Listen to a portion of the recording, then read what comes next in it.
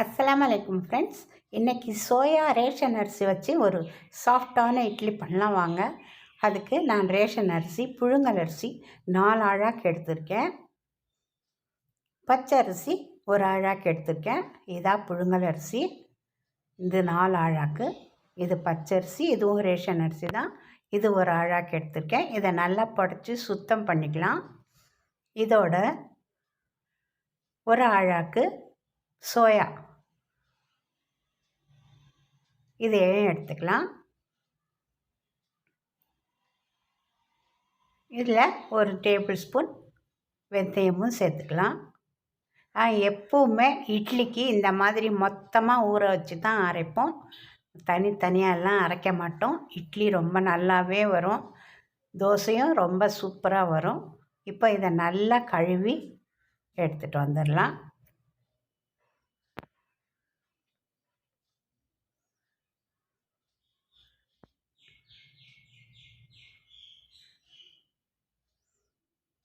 பாருங்கள், இப்போ நல்லா கழுவி கொண்டு வந்துட்டேன். இப்போ இதில் கேன் தண்ணி ஊற்றி நம்ம இதை ஊற வச்சுக்கலாம். ஒரு ராத்திரி ஃபுல்லாக ஊற வச்சுக்கலாம். ஏன்னா இந்த சோயா சீக்கிரம் ஊறாது, அதனால் ராத்திரி ஃபுல்லாக இதை ஊற வச்சுக்கலாம்.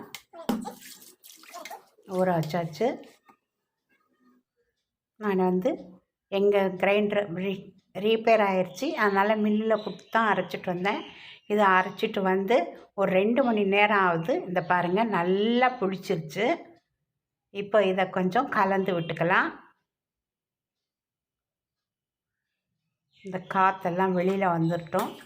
நல்லா கலந்து விட்டாச்சு. இப்போ இதில் நம்ம உப்பு சேர்த்துக்கலாம்.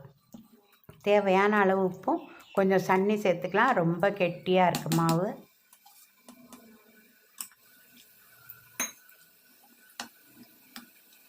நல்லா கலந்து விட்டுக்கலாம்.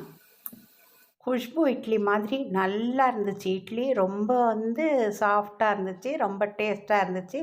எந்த வித்தியாசமும் இல்லை. இதை நான் முதல்ல ட்ரை பண்ணியிருக்கேன். ரொம்பவே நல்லா வந்தது.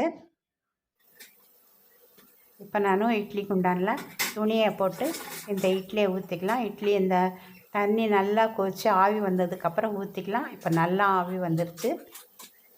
இப்போ இதை மூடி போட்டு மூடிடலாம். 10 நிமிஷம் நல்லா வேகட்டும். 10 நிமிஷத்துக்கு அப்புறம் நல்லா திறந்து பார்த்துக்கலாம். நான் ஒரு குச்சி வச்சுருக்கேன். அந்த குச்சியில் நம்ம குத்தி பார்த்துக்கலாம். நல்லா ஒட்டாமல் வந்திருக்கு, வெந்துருச்சு இட்லி. இப்போ நம்ம இதை எடுத்து ஆற வச்சு தட்டில் வச்சுக்கலாம்.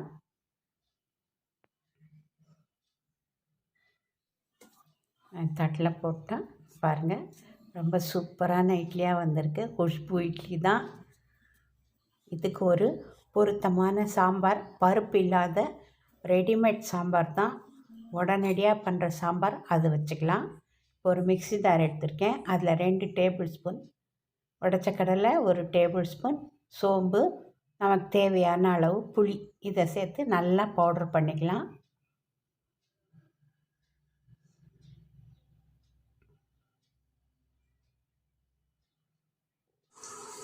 ஒரு கடாய் வச்சுருக்கேன். எண்ணெய் ஊற்றிருக்கேன். எண்ணெய் காஞ்சதும் சீரகமும் கடுகும் சேர்த்து நல்லா பொரிஞ்சதும் 1 ஸ்பூன் உளுந்து சேர்த்து இதையும் பொரிஞ்சதும் ஒரு பெரிய வெங்காயம், கொஞ்சமாக சாம்பார் வெங்காயம், பச்சை மிளகாய், கருவேப்பிலை போட்டு இதை நல்லா கண்ணாடி பதத்துக்கு வதக்கிக்கலாம். தேவையான அளவு உப்பு சேர்த்துக்கலாம். மிளகாய் பொடி 2 ஸ்பூன் சேர்த்துக்கலாம். சாம்பார் பொடி 1 ஸ்பூன் சேர்த்துக்கலாம். மஞ்சள் பொடி 1/2 ஸ்பூன் சேர்த்துக்கலாம். இதையும் ஒரு வதக்கிக்கலாம். தேவையான அளவு தண்ணி சேர்த்துக்கலாம். நல்லா கொதிக்க விட்டுக்கலாம். ஒரே ஒரு தக்காளி சேர்த்துக்கலாம். பெருங்காயம் 1 ஸ்பூன் சேர்த்துக்கலாம். நல்லா கொதிக்க விட்டுடலாம். இதை கொதித்ததை நம்ம அரைச்சி வச்சுருக்க பொட்டுக்கடலை கொஞ்சம் தண்ணி ஊற்றி கலந்து சேர்த்துக்கலாம். இல்லாட்டி கட்டியாக வந்துடும். இதுவும் தண்ணி ஊற்றி கலந்தாச்சு. நல்லா இதுவும் கொதிக்கட்டும். இது இட்லி மாவு ஒரே 1 ஸ்பூன் எடுத்து அதையும் சேர்த்துக்கலாம். இப்போ தேவையான அளவு தண்ணி சேர்த்துக்கலாம். நல்லா கெட்டியான அருமையான நல்ல வாசமான சாம்பார் கிடச்சிருச்சு. கொஞ்சம் கொத்தமல்லி புதினா தூவிக்கலாம். அவ்வளோதாங்க, இட்லி சாம்பார் 2மே ரெடி ஆகிடுச்சி. பிடிச்சிருந்தா லைக் பண்ணுங்க, கமெண்ட்ஸ் பண்ணுங்க.